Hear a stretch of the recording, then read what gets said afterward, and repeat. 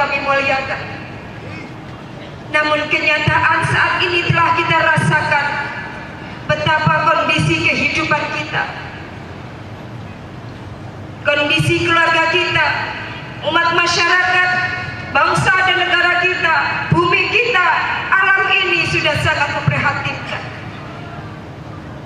Merosotnya moral umat manusia, banyaknya penyimpangan, kriminalitas, anarkis, bahkan maaf, saat ini bangsa dan negara kita, persatuan dan perdamaian telah mulai goyah.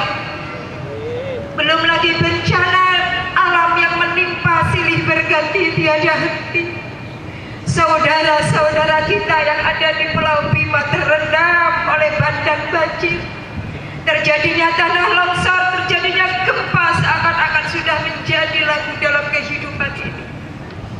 Bapak Ibu yang kami muliakan, sekali lagi mari malam hari ini kita bermuhasabah.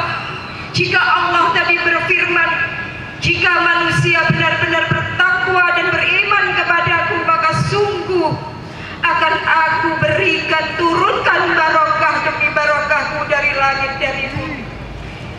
Namun saat ini seakan-akan barokahnya Allah telah dicabut, hadirin-hadirat. Dicabut dari bumi ini, dicabut dari kehidupan kita, dari bangsa dan negara kita. Ini menandakan bahwa iman dan takwa umat manusia mulai keropos. Bahkan mungkin kualitas keimanan dan ketakwaan kita sudah mulai palsu belaka.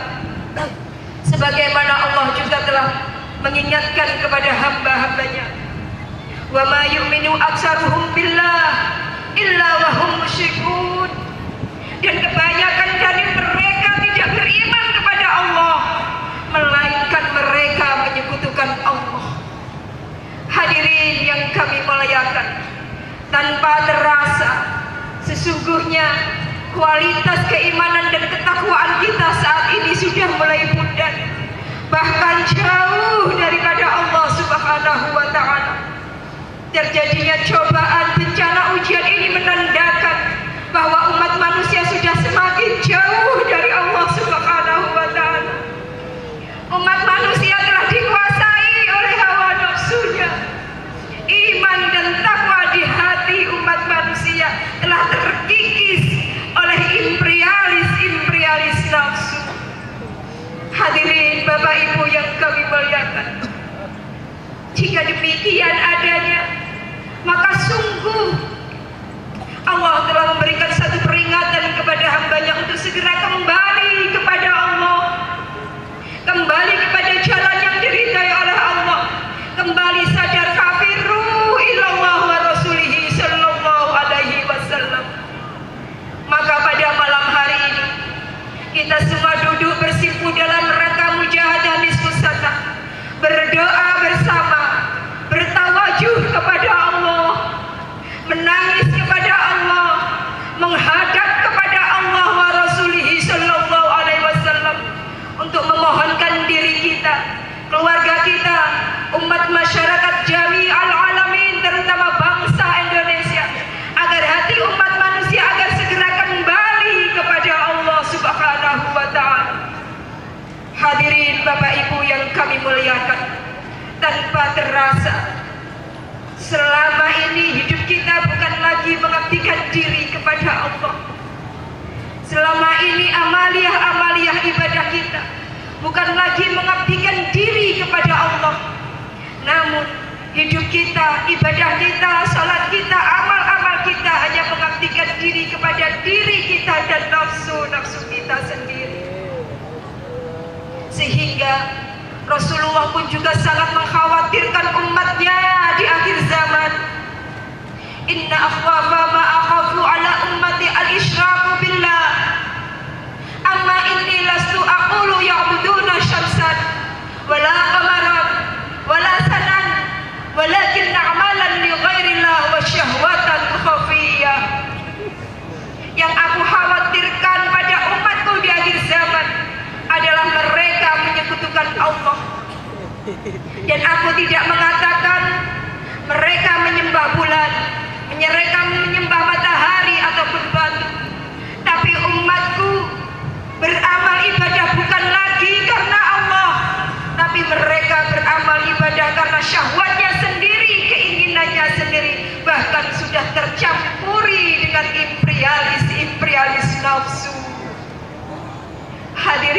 Bapak Ibu yang kami muliakan, jika amal ibadah kita, iman dan takwa kita sudah tercampuri, terkontaminasi dengan imperialis nafsu, baik itu nafsu bahimiyah, syaitaniah, sabuiyah, ananiyah, maka sungguh kita tidak akan pernah sampai kepada Allah. Hati kita, amal kita terhijab dari Allah Subhanahu wa ta'ala. Saat ini salat kita bukan lagi karena Allah, mujahadah kita, dermawan kita, berjuang kita, seluruh amal ibadah kita sudah terkotori dengan nafsu kita. Kita salat merasa bisa salat sendiri, kita ahli ibadah merasa kekuatannya sendiri, kita ahli dermawan tumbuh di dalam hatinya pamer ataupun ria. Inilah yang dikhawatirkan beliau Rasulullah Sallallahu Alaihi Wasallam pada umatnya. Walau asyraku lahabita anhum ma kanu ya'malun. Jika engkau menyekutukan Allah, beramal ibadah bukan karena Allah, maka sungguh amal-amalmu akan ditolak, terhapus di hadapan Allah Subhanahu wa ta'ala. Sepanjang hidup kita, sepanjang umur kita, jika kita masih terkontaminasi dengan nafsu, maka sungguh tidak akan pernah sampai di hadapan Allah Subhanahu wa ta'ala. Hingga banyak manusia yang tertipu dengan amalnya sendiri.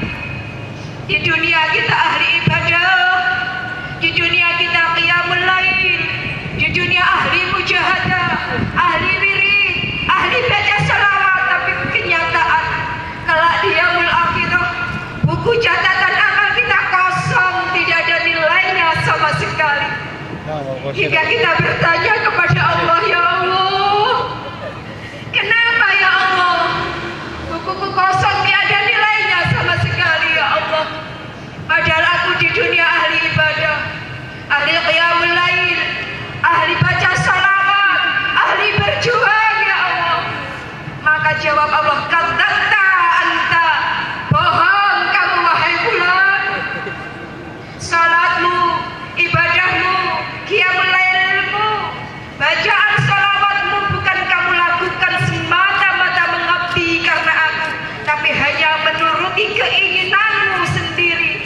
Bahkan salatmu, ibadahmu sudah terkotori dengan ananiyahmu, dengan ujubmu, dengan takabburmu, sehingga amal-amal justru akan menjerumuskan kamu ke dalam neraka. Bapak Ibu yang kami muliakan, betapa sulitnya untuk menuju iman dan takwa kepada Allah secara murni dan bersih. Maka inilah yang diperjuangkan Wahidiyah. Wahidiyah merupakan suatu bimbingan lahiriah dan batiniyah, membimbing umat manusia untuk menuju sadar iman kepada Allah wa Rasulihi Sallallahu Alaihi Wasallam.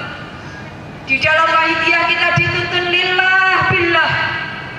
Segala amal perbuatan kita, gerak kita, diam kita, seluruh aktivitas hidup kita yang tidak melanggar syariat Islam, yang bukan merupakan kemaksiatan semata-mata, hati-hati mengabdikan diri kepada Allah, semata-mata mengikuti perintahnya Allah Subhanahu wa ta'ala, dengan didasari billah, merasa dan menyadari bahwa gerak kita, diam kita, salat kita, ibadah kita, semua dikehendaki digerakkan oleh Allah Subhanahu wa ta'ala.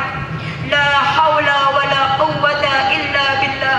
Sungguh manusia tidak punya daya dan kemampuan, kekuatan kecuali hanya Allah Subhanahu wa ta'ala. Inilah yang dimaksud dengan iman dan takwa yang murni dan sebenar-benarnya.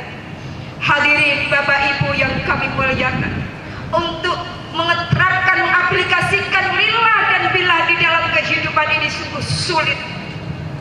Manusia sering lupa kepada Allah. Manusia sering cenderung menuruti hawa nafsunya. Manusia cenderung melakukan penyimpangan-penyimpangan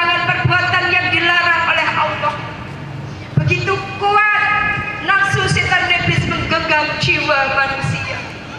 Maka untuk mampu mengeterapkan lillah dan billah ini hanya dengan hidayahnya Allah, hanya orang-orang yang mendapat pancaran nur ilahiyahnya Allah, pancaran nur syafaat beliau Rasulullah Sallallahu Alaihi Wasallam yang akan mampu mengeterapkan lillah dan billah di dalam setiap langkah hidupnya. Maka hidayah inilah yang harus kita cari dan kita upayakan, yaitu dengan mujahadah. Al-mujahadatu miftahul hidayah. Mujahadah merupakan satu kunci terbukanya pintu-pintu nur ilahiyahnya Allah. Mujahadah merupakan satu kunci terbukanya pintu hidayahnya Allah di dalam hati umat manusia. Kuatnya cengkeraman imperialis nafsu di dalam jiwa kita, penyakit ujub, riak dan takabur tidak akan mampu terkikis hanya dengan kecerdasan akal manusia, hanya dengan ilmu yang banyak tidak mampu. Sebagaimana Syekh Al-Hallaj mendawuhkan, barang siapa yang menjadikan akal pikirannya untuk menuju kepada Allah, maka dia hanya akan memperoleh kebingungan yang sia-sia. Kita bahkan akan tersesat, para bapak ibu. Man izdada ilman lam yazdad hudan, lam yazdad minallahi illa bu'dan. Barang siapa bertambah ilmunya namun tidak disertai dengan bertambahnya hidayahnya Allah di dalam jiwa kita, maka sungguh kita bukan semakin dekat kepada Allah, namun justru kita akan semakin jauh dari Allah Subhanahu wa ta'ala. Hadirin para bapak ibu yang kami muliakan, maka sekali lagi untuk menuju iman takwa yang sebenarnya hanya dengan mengharapkan pancaran nur ilahiyahnya Allah, bersungguh-sungguh, bertawajuh, menangis, berdoa kepada Allah Subhanahu wa ta'ala, memohon taufik, memohon hidayah, memohon ampunan kepada Allah. Jika kita belum mampu bertaubat, membersihkan dosa-dosa dalam diri kita, maka sungguh pancaran hidayah Allah masih jauh dari diri kita. Maka alhamdulillah, fadl Allah yang sangat agung, salawat wahidiyah merupakan suatu doa yang diturunkan oleh Allah melalui seorang priyantun agung, Al-Ghaus fi zamanihi, Hadratul Mukarram Bahyai Abdul Majid Ma'ruf qaddasallahu sirrah wa radiyallahu anhu. Salawat wahidiyah merupakan suatu doa, doa permohonan kepada Allah yang dengan salawatul wahidiyah ini maka berfaedah, akan menjernihkan hati kita, akan mengikis penyakit-penyakit di dalam jiwa manusia, bahkan mampu menghantarkan jiwa kita tusilu ilallah, usul sadar iman kepada Allah wa rasulihi sallallahu alaihi wasallam. Karena salawat mampu menyinari hati manusia. Inna salata ala nabi tunawwirul qulub wa tusilu min ghairi syaikhin illa ala bil ghuyub. Bersalawat kepada Nabi mampu menerangi jiwa-jiwa manusia yang gelap, jiwa-jiwa manusia yang dicengkeram oleh nafsu-nafsunya, jiwa-jiwa manusia yang gelap karena banyaknya dosa, bahkan mampu dengan syafaat nurun nubuwah Rasulullah, hati yang gelap gulita hingga mampu terang benderang, hingga mampu usul di hadapan Allah Subhanahu wa ta'ala.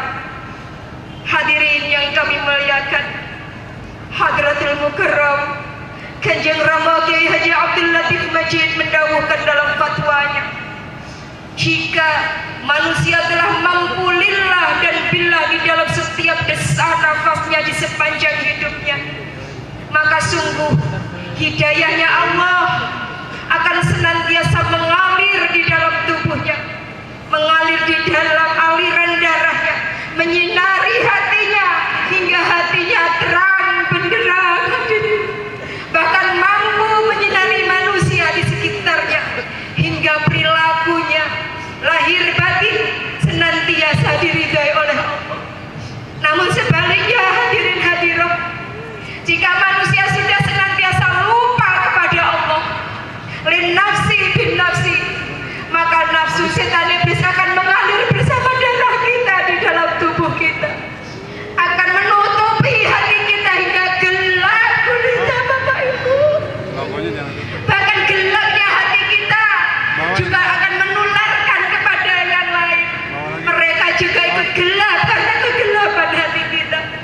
sehingga perilakunya menjadi perilaku yang dilaknat oleh Allah Subhanahu wa Ta'ala. Hadirin Bapak Ibu yang kami muliakan, maka sungguh betapa pentingnya membersihkan hati, menjernihkan hati dari kotoran-kotoran imperialis nafsu. Tazkiyatun nafsi 'anil rada'il wajibatun, membersihkan diri dari penyakit-penyakit hati hukumnya wajib.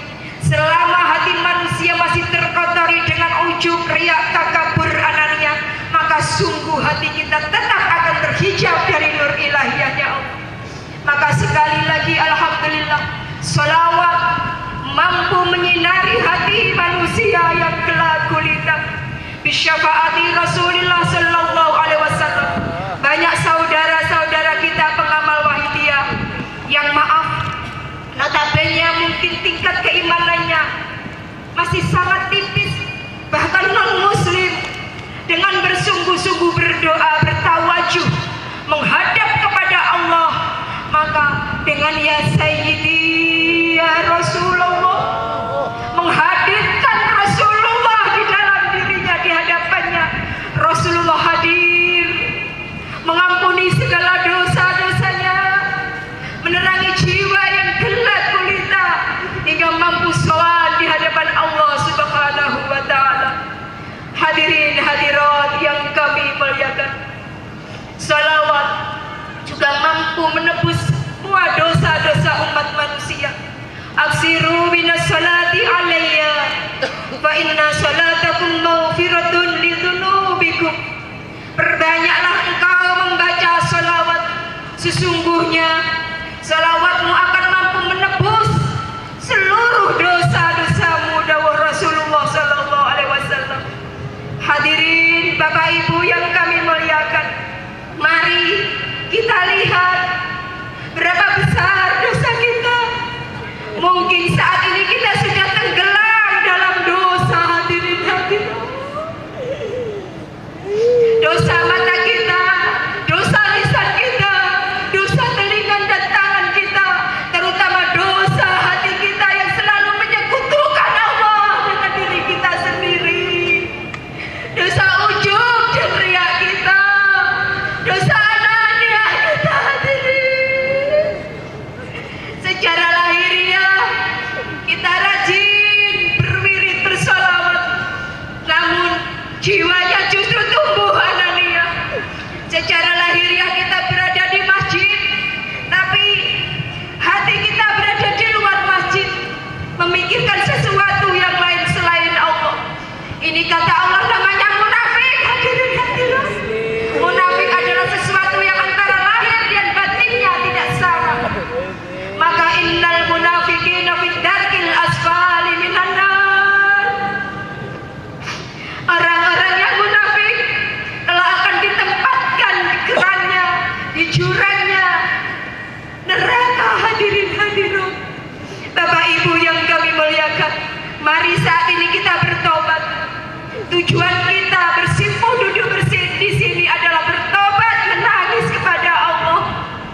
Makmum di belakang beliau Rasulullah sallallahu alaihi wasallam, makmum di belakang Rasul hadas zaman radhiyallahu an. Karena ada sebuah dawuh, pembersihan hati itu hanya bisa dilakukan oleh seorang nabi atau wali yang mempunyai keahlian di bidang pembersihan hati, yaitu Rasul hadas zaman. Hadirin hadirat, jiwa kita yang telah berlumur dosa, ujub, riak, takabur dan ananiah kita, hanya Al-Ghaus yang mampu menolong dengan pancaran nurun nadrah beliau, dipancarkan kepada umatnya hingga hati yang gelap gulita bisa menerima pancaran nurun nubuahnya beliau Rasulullah sallallahu alaihi wasallam. Hadirin Bapak Ibu yang kami muliakan, mari untuk itu malam hari ini kita bersama-sama berdoa, bertawajuh kepada Allah, menangis kepada Allah wa Rasulihi sallallahu alaihi wasallam. Hanya dengan satu jalan bertobat, hanya dengan satu jalan meratapi dosa-dosanya, hanya dengan satu jalan melesatkan pancaran nadrah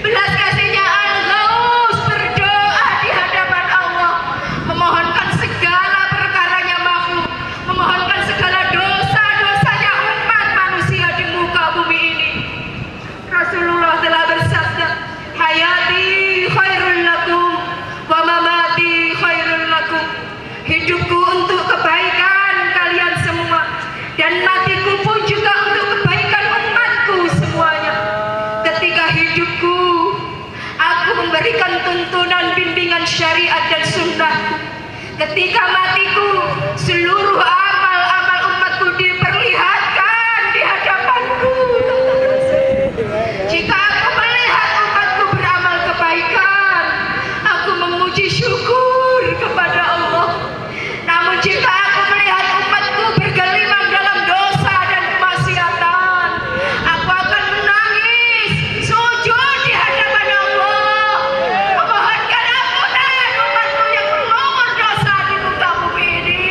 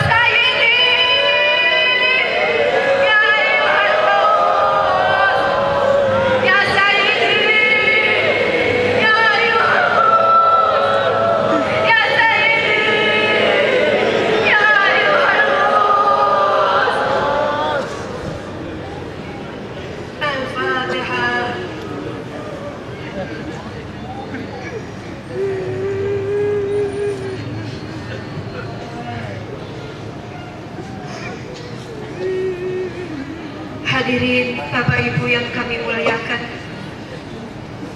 mari kita persiapkan lahir batin kita menerima pancaran naungroh yang istimewa, fatwa amanat beliau. Mudah-mudahan dengan doa beliau, diri kita, keluarga kita, umat masyarakat, terutama bangsa Indonesia ini akan menjadi bangsa yang beriman dan bertakwa kepada Allah wa Rasulih sallallahu alaihi wasallam. Demikian yang dapat kami sampaikan. Segala salah dan khilaf kami mohon maaf yang sebesar-besarnya. Billahi taufiq wal hidayah. Wa minar rasul sallallahu alaihi wasallam asyaf. Wa minal ghaus an-nadrah wal barakah wal karamah. Wassalamualaikum wa alaikumussalam warahmatullahi wabarakatuh.